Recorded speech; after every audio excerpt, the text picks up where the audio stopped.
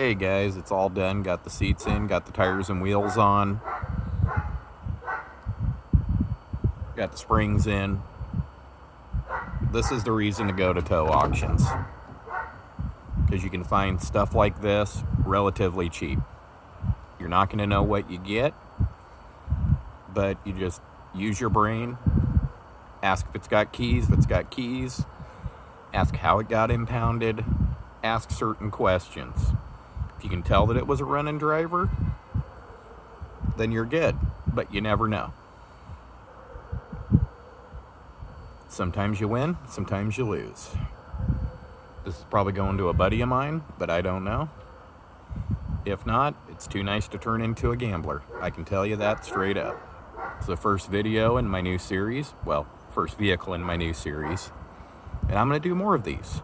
If you guys like it, hit the like and subscribe and share it away.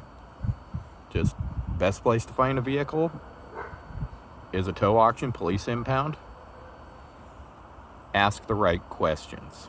All right, guys. Bye.